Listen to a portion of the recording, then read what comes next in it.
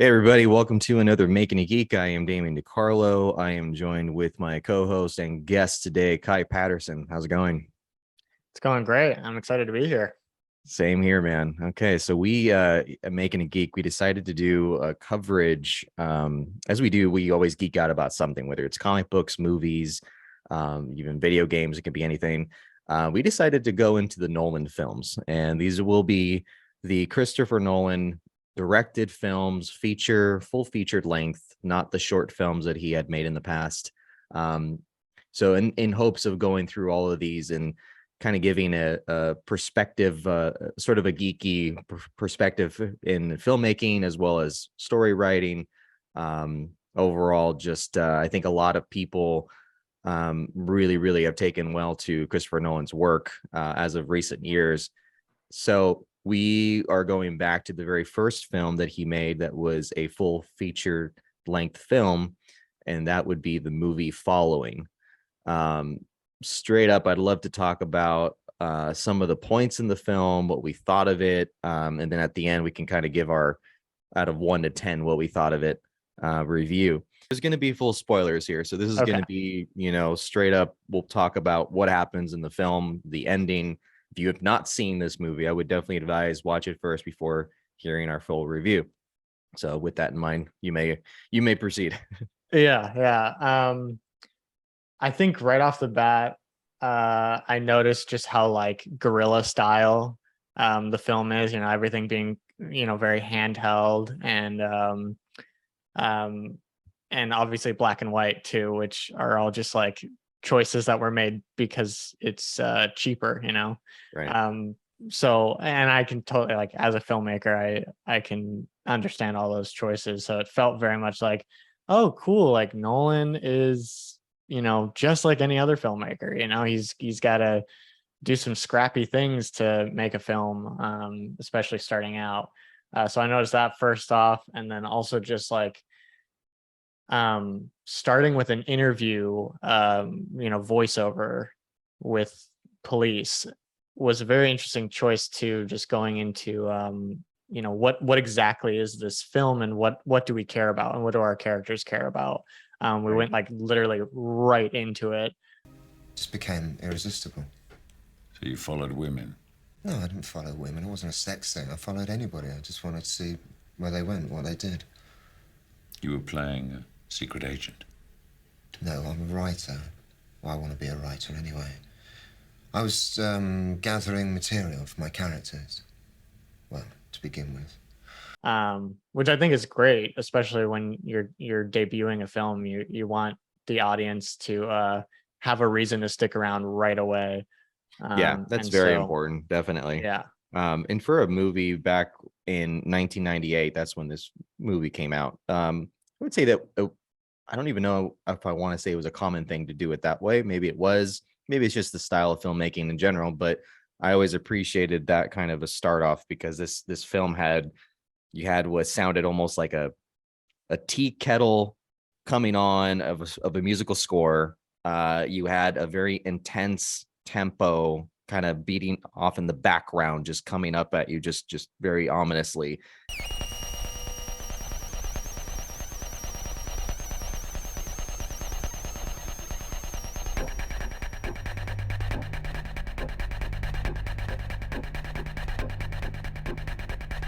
I just got the notions I was getting as I was watching this intro was audience, viewer, listen, hurry up, let's go, hurry up, let's go, keep going, keep up, keep up.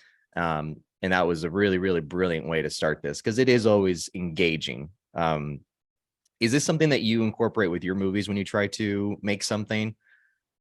Yeah, I think sure, just like Nolan, like you want to start off giving the right vibe of your film, and definitely it's something that I thought about when I was like doing my Obi-Wan re-edit too, is like how do I want this film to really start and give you the feeling that you want to immerse your audience in, Right. for, and just get them ready for the journey that's ahead. And I thought that it was a brilliant way to start because he quickly paints the world that you're in, and the interests of the characters. And what was kind of crazy was like when I was watching it, I was like, oh, that first like 3 minutes that he's like getting into things, and like, you know, we get the young man's description of like how he started off, and he's like, oh, and then I started following about all that start. You could have done it in like 10 minutes, you know, and you could have really like sunk into the world and like had it all like, you know, build slowly. But Nolan goes right into it and just has, you know, a quick voiceover of like, oh, this is what I was doing, this is how, you know, these were the rules I was trying to follow and all that stuff. And he did that, I think, to like show you this is going to be a quick pace film and you got to pay attention, and every little thing that I put in here you're going to want to like really keep in your mind. And so to come right out and just go like, I think a lot of filmmakers try to stay away from starting with voiceover just because like it does seem to be kind of a cliche. It is, yeah. Yeah, but I would say I think so. yeah, the I think the way that he started it is just a little different, just because it's voiceover from a particular scene that we'll see later. So it's not Right. like you just have a character who's like, so you're probably wondering how I got here, you know. It's like he's just Yeah. pulling sound bites from a scene that you'll see later that's relevant now, which I think he does in like The Prestige too. He kind of has sound bites in the beginning to explain like what, and maybe we'll watch The Prestige at some point, so maybe I shouldn't go into that too much, but Well, we definitely will cover that one, definitely. yeah, but yeah, he I think what I'm trying to say is he does it purposefully, and so it doesn't feel like a cliche. Agreed. But also maybe I'm just like a Nolan sympathist and I'm like, oh, Well, it's that's perfect. the goal of this. We're trying to remove a little bit of that, but also geek out of how much we do love his stuff. So in this case, looking at more of the bare minimum of what he had, 16 millimeter film stock. So you know a little bit more about this than I do. I'm more on the story writing part. I do some screenplay stuff. I'm more into the imaginative part of the onto paper. But when it comes to 16 millimeter stock, what do you know of that? You know, I don't know much about actual film because I've never shot on it. It's something that I've always wanted to do. It's just definitely one of those more expensive things. But, you know, from what I've gathered, I've listened to a few like books written about Nolan and his process and stuff. But I mean, 16 millimeter film is just cheaper, and especially him using black and white, it's cheaper than color, and it's easier to light your scenes because you don't have to you know, match the different temperatures of light. So let's Right. say you have a couple of lights that you want to fill your scene with, but you're using sunlight as the, you know, main light. If you don't have the right temperature lights, then it's going to look weird. But if you shoot black and white, you don't have that problem. So you can like Right. get in and get out. You can set up a light, you know, just to fill a little of the areas while the sun gets most of your lighting, which you'll see in this movie. He's pretty much always filming like either in daylight or like next to a window so that most of the lighting from the scene can come from the sun. Right. Yeah. I So think that in this film, it was a lot of what was just mostly available light. I mean, lighting equipment I do know is extremely expensive. So oh in this yeah. case, you know, you're in the streets of London and it's a lot of daytime shots. I would say with maybe the little that I know of what the weather is like there, I would say maybe it afforded to have a nice little, you know, what's the word I'm looking for? Overcast. Thank you. Yeah, just Yeah. overcasted, you know, sort of light coming through. So therefore it wasn't as harsh. I mean, it'll probably still appear harsh anyway, but in this case, it probably helped the type of mood that he was setting. And there's something to be said about black and white, and I want to talk about that with you in regards to how you consider filmmaking and what you consider, you know, going with the choice of black and white. I personally feel it is very classic. It's obviously very film noir. It's very inexpensive, definitely, if you have that kind of equipment. But where are some of the things, you know, you think that it would harm a film versus very much, you know, help the film? Using using black and white and how that could harm your story. Is that what you're How asking? it could harm your presentation. I mean, I mean, let's face it, sometimes, well, I guess I should just say it could be another cliche. It could be something that, oh, you're going for a black and white pick. Okay. We know the Yeah. reality of this kind of thing with, technology, but is this something that could be well received in the film community? Is this something that is different now? I don't know. Yeah, I think black and white is definitely it's a choice, and I think it has to fit your kind of the themes of your story, I would say. Right. Um I think I mean, and he set out to make a film noir type of story, which often are black and white, and maybe that was just because when they were being made, black and white was just the thing that you used anyways. Um, but I mean, I've now made 8 short silent films that all are black and white, and they're obviously trying to emulate old silent film, look. And so Right. that's always black and white. And so I've found that black and white honestly it's easier to work with too. So I think just from like a technical standpoint, if you have to cut down budget, going black and white is a great way to go. But also it can kind of like in Schindler's List, spoiler alert, there's that scene where you have this red coat that With you the really little want the girl. audience to Yeah. like, yeah, to Yeah. zero in on. And I think that can lend itself well too with like, if you have something black and white, but there's just like one pop of color that you really want people to pay attention to, like that can really help too. So I don't know if like it could harm a film necessarily. I think there's a lot of different things that you could do with it to enhance your story or really zero in on what you want the audience to pay attention to. Right. But I don't know. I guess there's like I also watched like the Snyder cut, which was I think black and white, I believe. Right. And Had 2 different versions. They had the I believe it's just Justice is gray, and then the regular version of it. So there's 2 different cuts of it, which yeah, is interesting because then that again, that it's the same question that I'm asking to anybody, not sort of rhetorically, I guess, but it's just, why go black and white? What do you think the mood is set by black and white? And I feel that this movie was well done in black and white. I liked it. Was it necessary? Probably not. Did it add to the mood? Yeah, I think it could have. Like Schindler's List, I think Schindler's List could have very well have done in color, really like any other biopic or historical drama. But I think adding the black and white, the soft hues, the soft lighting, I mean, those kind of things create a mood. If the plot, again, like to your point, if the storytelling is pertinent to the story, I would say, is it, what's the point? Because it's creating a dramatic effect that is not typical. Nobody really enjoys, per se, I would say, commercially speaking, or broadly or general, that nobody enjoys just seeing something without color. So it brings to the question immediately when watching a film, okay, why are you black and yeah, white? And I yeah. think And I that's think what you were I saying. think now like in times where like color, at least digitally, is you know the normal, um going black and white is definitely a choice you have to make.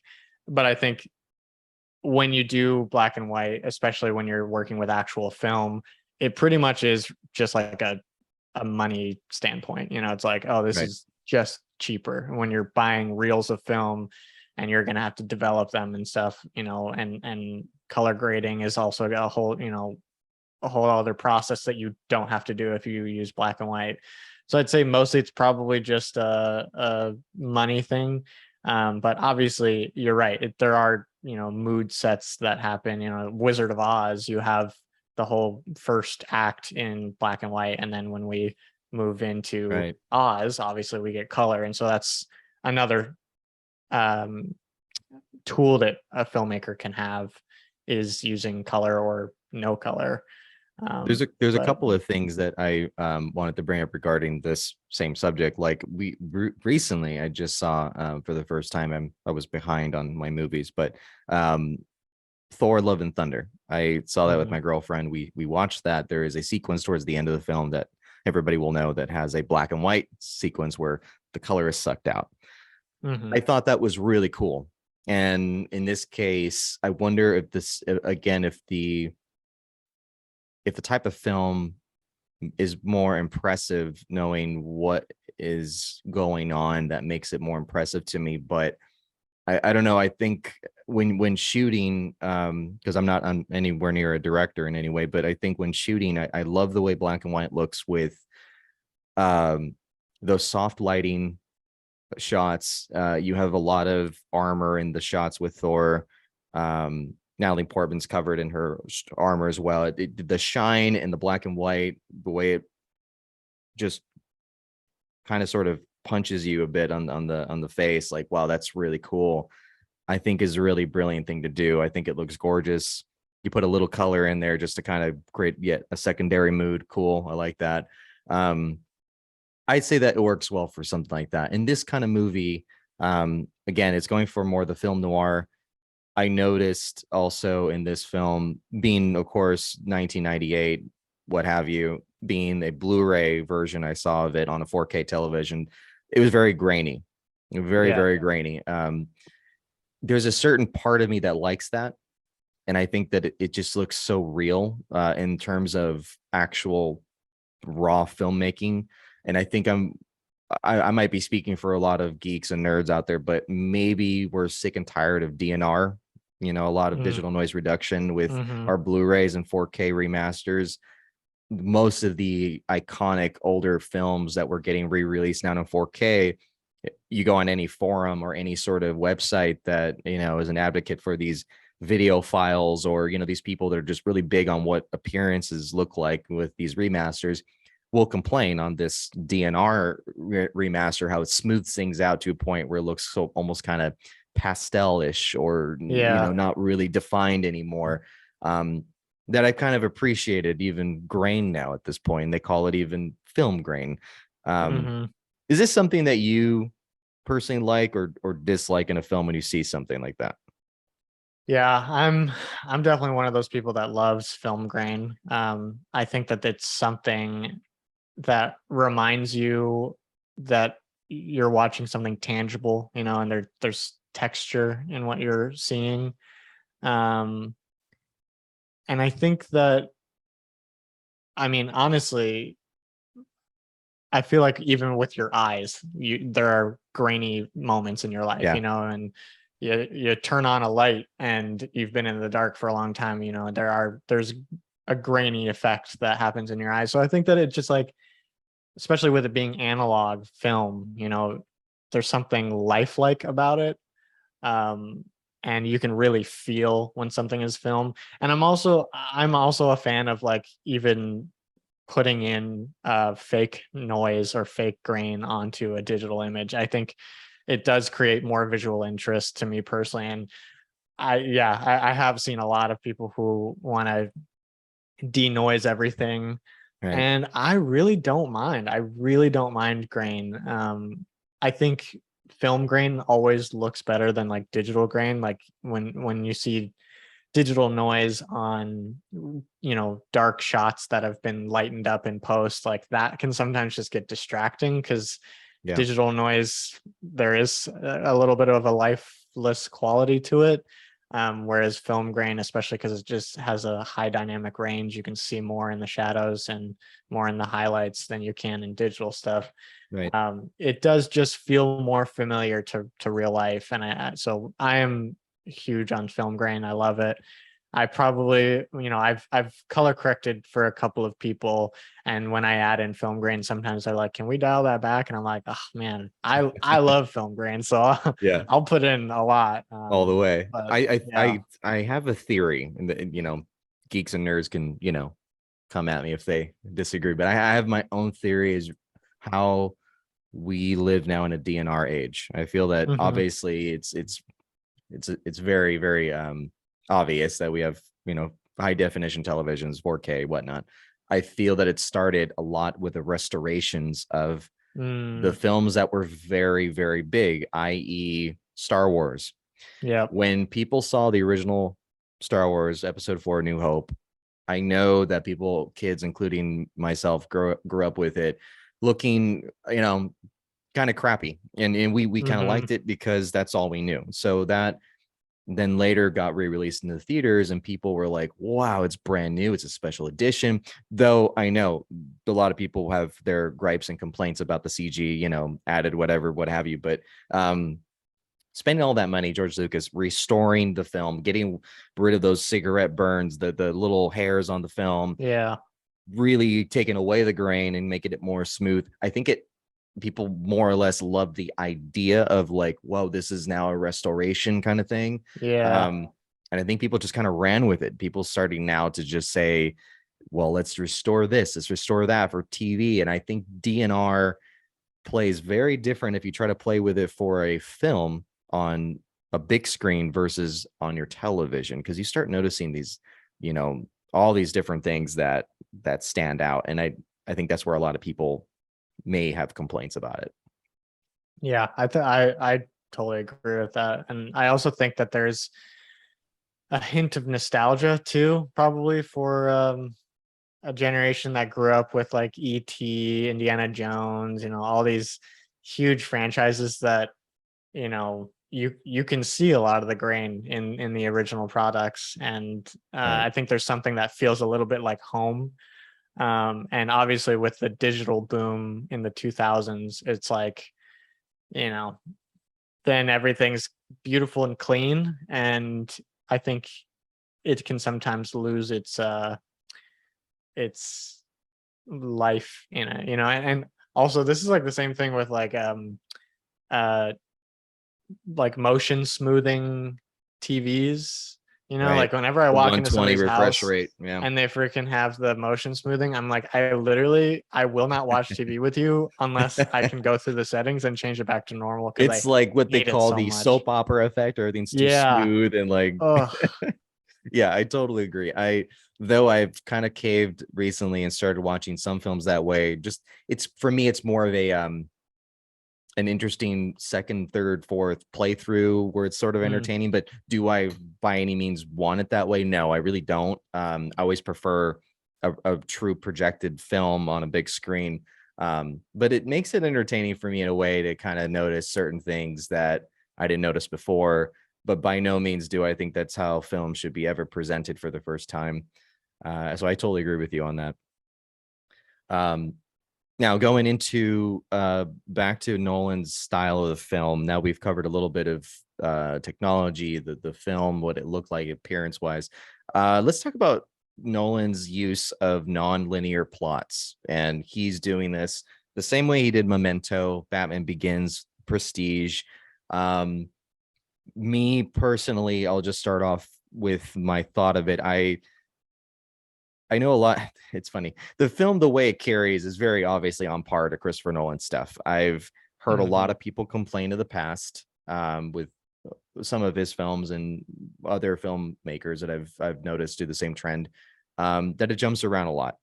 And I seriously enjoy this. My theory as to why people don't like this, I would say that, some people, I think it takes a certain part of your mind to really get into the film, and it's really lending of yourself something that you are going to have to start thinking and try to piece together. And I think films typically will serve everything to you on a platter, and while that's not bad, I think that this requires a bit more thinking and piecing together. I think that it's like asking the audience from a director's point of view, hey, are you still with me? Are you following what's happening right now? Are you following? Are you following?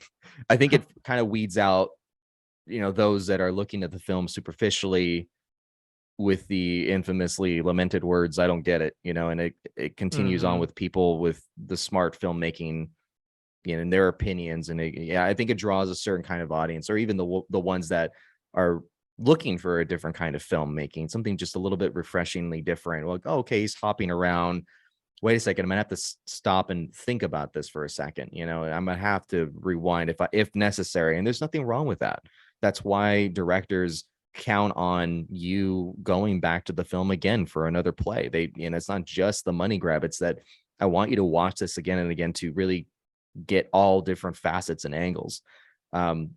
What's your thought on that in terms of how you make films and how you see this? Yeah, Nolan is a huge inspiration to me in terms of nonlinear storytelling. And there's actually a lot of other filmmakers and films out there that do it, but maybe not to the extent that Nolan does it. But things like Breaking Bad, a lot of times it would start on a cold open at the beginning of the season of something that you're like, what the heck am I watching? And Yeah. you won't know about like what they're talking about until the end of the season. Right. And I think that's just like a much more interesting way to present a story in general, because it immediately creates interest, and let's say you wanted to tell something chronologically, you might lose somebody along the way, but you give them a hint of like what's to come, and they'll go, wait. How did that get? How do we get there? Right. That's really interesting, and I do that a lot with the stories that I tell. I've written a couple of novels that I'm hoping to publish soon, but like I do rely on nonlinear storytelling for a lot of those. Just like, oh, how did this character we're telling one side of the story here, but now we see that this character has some deformation or some scars or something. You're like, well, how I want to know about that. And I think that's also why prequels are so popular, especially nowadays. Like you got Lord of the Rings and House of the Dragon, all that stuff coming out now. Prequels are so interesting because you see where they end up, and then when you bring them to a different point in their life, you go, wait, they're such a different character here. How did they end up like that? And that journey is really interesting. And so in this film in particular, we start seeing hints of it as our main character has, a haircut all of a sudden in the movie, and you're like, oh, his hair is short. You're like, well, what caused that? And I think at first, knowing that this was such a low budget film, I almost was like, oh, is this just like a little like mistake, that like, oh, one of my friends had to cut his hair in the middle of filming, which like sometimes happens when you're doing a low budget thing and you're not scheduling things out in a correct way. So at first I was kind of like, oh, could this be a Nolan mistake? But of course, it's all purposeful. Nolan is planned. Like, I don't make mistakes. Yeah, I don't make mistakes, man. Yeah, there's something really fascinating about that. So when I do my screenplay writing, just I I've always thought it was interesting to do nonlinear plot storytelling. I feel like that's my interpretation, what I said earlier. I think it's a way of just basically saying to the audience, hey, do you care? You still with me? Like, what do you think so far? And it weeds out the ones that are serious moviegoers or story, readers versus ones that, don't care about that. There's a show I was watching recently that it was just very, very linear. I got a little bored. I kind of liked certain parts of the stories where it would retract to a certain other episode. I'm like, oh, that's kind of cool. Like I always like when storytelling, like you were saying, there's just these little bits that look almost either is it a mistake or is it done on purpose, whether it's a scar or a haircut, and you're like, oh, that's why that happened. Got it.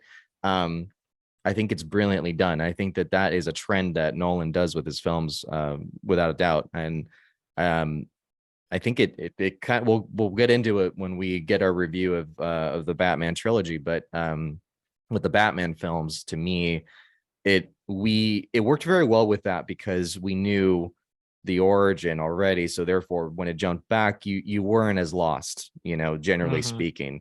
So I think in that kind of case, with the right kind of storytelling in this movie, following you're again within its title, like, are you following the movie? Because if you did, it would make perfect sense the way it's jumping. You just have to, it's almost like you have to have that point of reference as you're watching who the main character is, remember his face, remember what he's saying. And if you're sitting there thinking, why does this guy have a haircut all of a sudden? Which guy is this? Then you're not following the film, you know, and it may not just be your kind of movie. And that's okay. That's not a dog on you. It's just a different kind of film. What do you think are some of the films that he has made you say would this be more like, as far as the way the storytelling goes, the characters? I'm sort of feeling like Prestige vibes, sort of a little bit. Yeah, Prestige feels a lot like that, especially just because of how much you jump around in time. One of the movies I'm not a huge fan of that Nolan did is Dunkirk, but that does a lot of like time play. And I haven't watched it since it came out in theaters, so maybe on a rewatch I might like it a little bit more. Right. But I'm sure you've noticed that Cobb is the name of the burglar in Following, and Cobb is the name of our main character in Inception. So I think that there are a lot of similarities to Inception as well. And Inception, though, like there is a lot of like weird elements of time, just like from a plot standpoint, you know, and obviously the dream levels have different timings of everything. In terms of like how Nolan structures the actual story, it is pretty linear. You know, we see Cobb go through from beginning to end kind of what the waking life of his version would go through, which is interesting because that is one of his most complex films, I'd say. But yeah, I mean, even Interstellar, I feel like is a pretty like linear time-wise film. That might be his most linear one, I would say. Yeah, or as I can recall. Yeah, maybe. Yeah, I'd have to watch like Insomnia again to like kind of blanket on some of these structures, but yeah, definitely the similarities between like the characters of Cobb too in Inception and Following. I thought it was interesting that he would decide to like make a callback. I don't know if it's like to the actual character or just like call back to earlier pieces, because I know I've done that in some of my pieces. I have like a running thing with like Caulfield from like Catcher in the Rye, Holden Caulfield. I always kind of like put things in my movies that would have some relationship to Caulfield. Like I did a whole movie called The Caulfield Killer, and it took place in Caulfield, Kansas, which is a made up place that I had. But then like in another film of mine, I had like Caulfield Pizza was a pizza guy that came to and then actually I have this prop right here that I have for my next film, Caulfield cigarettes. There you go. Keeping the trend alive. So yeah, I made these. That's going to be in my next film too, but just like having those little like kind of universes, and I know like Tarantino has that with a lot of his stuff too. But I don't know if he was trying to create that. I don't know if he was trying to create that, because it's literally just like one reference to another character. And I don't know how often he does that. What's really funny too is that I don't know if you noticed this, when we go into the main burglar Cobb into his apartment, you'll notice there's like a Batman decal like in the background. Yeah, I saw that. And I thought, like, I was watching that with my girlfriend, and I was like, he didn't even know that he was going to be doing Batman. It's like, unless he went forward in time and went back in time. No, but yeah, it's really funny. Like certain things like that, like you would never even like think that would be the case when you see something like that for the first time, and later you're like, oh yeah, he would be perfect for Batman. So I think that's huge. I think that's really nice to create like in this case, obviously it was unintentional, but with you, like with filmmakers, to create a little universe of references that sort of piece together. There's something to be said to me too, also with going into Christopher Nolan himself. And I would say it seems like in his movies, and especially even this one, it's no different. I think a lot of this reflects on Nolan himself. I think that there's some sort of depth of storytelling to say, maybe in this story, what depths an author would take and a filmmaker to go into getting the story down and get it made, whether it's being studying people in public or finding inspiration in public setting, just kind of being the guy that just watches everything, or in this case, even just to follow one's course of action. I think this is a lot of storytelling of him, sort of exaggerated to a story that's just spiraling to a different, world. But I think that I appreciate, and I truly do this with my stuff as well. There's always hints of things about me in the story, just because who knows you better than you. And I think that this was the case with this movie. I think it kind of sort of started with those intentions that, what a filmmaker has to go through to truly just submerge themselves into the project. And in my case, when I've written things, what we go through during writer's block, how desperate do you have to go to get your next, to get going with the next part of the story? Because whether it's a deadline or it's just you just having to get this inspiration out, truly appreciate that. Does that happen to you? Yeah, I mean, I think, just like, I've been reading some books about like Nolan's process and stuff, and he was talking about, when he gets writer's block and stuff, he's like, I have to go out and like experience the world, or even like hole myself up in like a motel and just like really dedicate my time to that story, Right. and finding inspiration.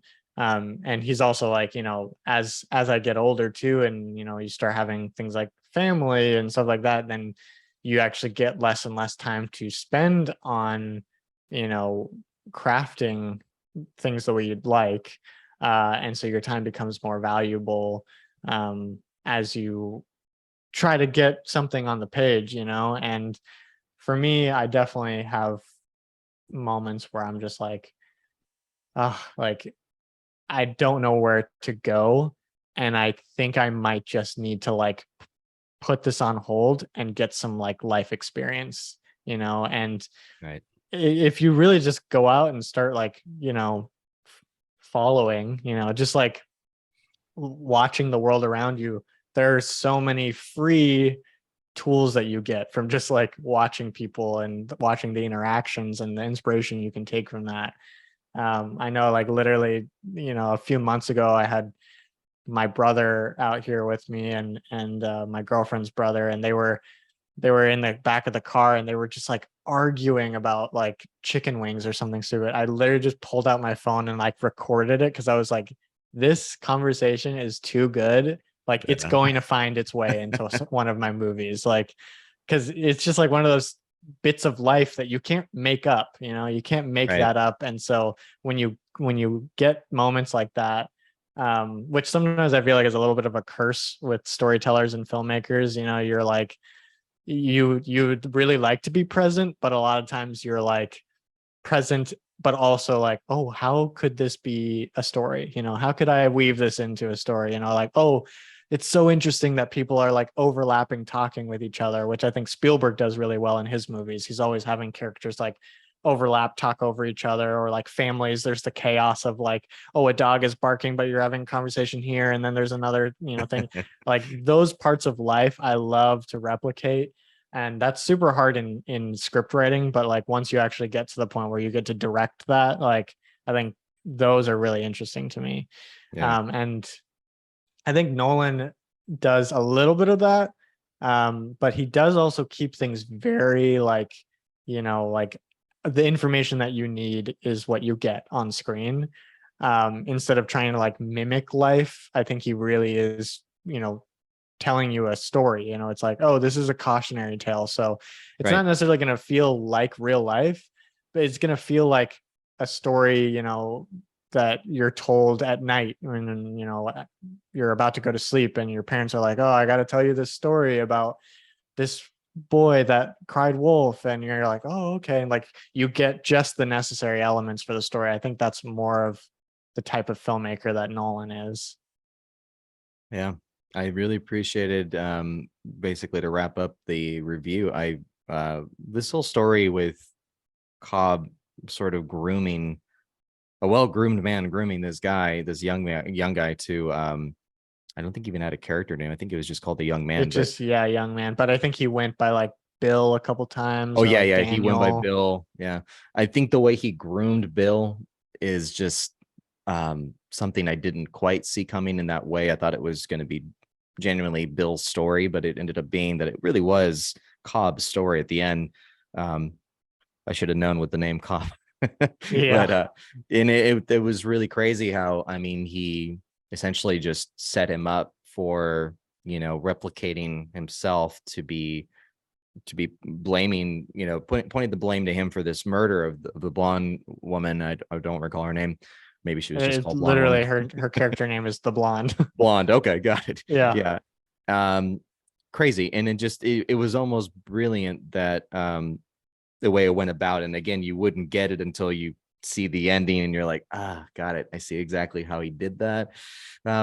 Brilliant. That was a good job. And I think that kind of story, whether it's Christopher Nolan or not, I always enjoy that kind of story. I always enjoy the Hmm. either the whodunits or how did it happen, or what are you telling me until you tell me at the end what it is. Got it. I think it's more you work for that kind of a film watching than just having it served to you on a silver platter, sort of, so to speak. Well, what do you think? What would you say in terms of plot that you walk away with this? Yeah. And real quick, just because while you were talking about that, I was like, shoot, I freaking know why Nolan used the name Cobb for both of those characters. And I'm like, Cobb performs Inception on Bill, on our young man. He basically says, he's the one following Bill the whole time, and Mm, then plants in his mind that he should come along and like, makes it that seem is like it wasn't. good. So I was like, you know what, Cobb, they are kind of the same type of character. They are Yeah. people that are really good at planting ideas in other people's minds and making it seem like that was their idea. And that's very Yeah. much what Cobb does in following to Bill or the young man. Um, and so that just popped in my head. So yeah, I would definitely say that in terms of plot, like I didn't see it coming for sure. It did feel very like having this young man believe that he's in control of the situation, and that he's like, oh, I'm just deciding to first follow random people, then follow Cobb on his, escapades, and then, just like see where that leads him. And then to find out towards the end that like it's all been fabricated and crafted, and like he's being set up. All her fingers were smashed. You must have tortured her to get the combination. I didn't touch her. Definitely is a great turn of events, and I think that that's probably why this film did well, when it was well received when it came out, because I think that a lot of stories, especially stories like this, weren't dealing with non-linear storytelling, and I Right. think the interest of that plus a twist, is audiences love that stuff if you can Yeah. pull it off. And I think the best part about movies with a twist is when you can rewatch them and see that the filmmaker has actually planned it out for you, and gives you all the details. Like on a rewatch, you can go, oh, that was this. Like Yeah. You see key I didn't points stick see out a it lot more. before. Yeah. Yeah. Yeah. I hate when there's twists in movies and you'll never see it. Like spoiler alert for the sequel trilogy of Star Wars, when we get Domhnall Gleeson's character saying, "I am the spy," at the end of Rise of Right. Skywalker, and you'll never be able to see that in the previous films. There's no hints of that plant, and that's, I think, the kinds of twists that I don't like, because I'm like, well, you just made it up. You Yeah. know, you didn't actually work for that twist. And that's Right. why I think Nolan does really well with like his twist, because he knows it from the beginning, and he'll plant seeds throughout the whole thing, so that on a rewatch, and this is very true for Prestige, I've watched this film like 10 times, Yeah. and there's still something new every single time that I'll find sprinkled in there. So Pretty yeah, I brilliantly think he done. does a great job, and that's why I think Following does a great job with that aspect too, especially his debut of the kinds of stories he was going to tell. Yeah, absolutely. In terms of critical response, the movie got an 81% on Rotten Tomatoes, a 7 out of 10 on most of the sites that I'm starting to see more kind of 7, around 8 out of 10. I personally, I mean, I'll just, as we exit the episode, I would give this an 8, a solid 8 in my number. I think that this movie really was a great start, and I think I really enjoyed it more knowing Christopher Nolan's style. Had I seen this in 98, not knowing this filmmaker, I still probably would have enjoyed it, but it wouldn't have the kind of reputation that, you know, that comes with this movie. And I feel like that I enjoyed it even more because of that. And of course, being a Blu-ray, and I was able to see it sort of presented at the best it could be presented. I would give it a solid 8. What would you say, Kai? Yeah, I'm just gonna go a little bit less. I'd say I think I'm probably at like a 7.5, just because I think um, I think that acting wasn't my favorite, Yeah. and I think it did definitely feel like a little bit of a, okay, like sometimes it took me out of the story, Yeah. but also, you know, there I get it, you know, I dealing with um actors and directing and stuff, especially on a budget, is really difficult, especially when you've got so many other things to consider. So, but interesting enough, I actually feel like I probably would have rated this higher if I hadn't seen a Nolan film before. Oh, And really? if I had Because the seen bar this set too in, high at this point?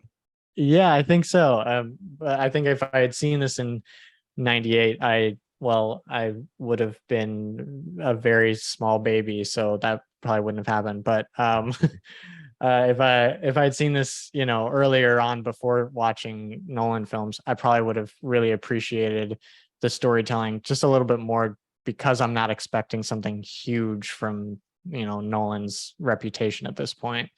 Right. But I did enjoy it a lot, and I think that it's, I think just like watching prequels, like I said before, I think it is really interesting to watch Nolan's earlier films after seeing what he's been able to accomplish now, and see kind of his humble beginnings. That was also just as much interesting as the actual plot to me, like just seeing what he was able to accomplish with so little, and the kinds of stories he was going to tell in the future. Yeah, absolutely.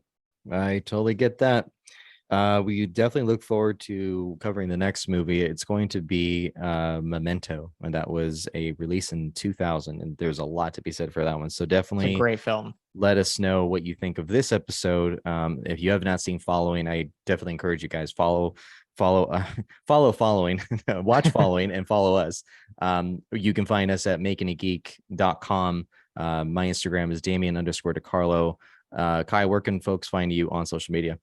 Yeah, you can go to my website, kaipattersonfilms.com, and see all my other social media, but pretty much you can just search Kai Patterson Films on any platform except for Twitter is Kai Patterson Cut. Awesome. Guys, until next time, keep calm and geek out. Good night.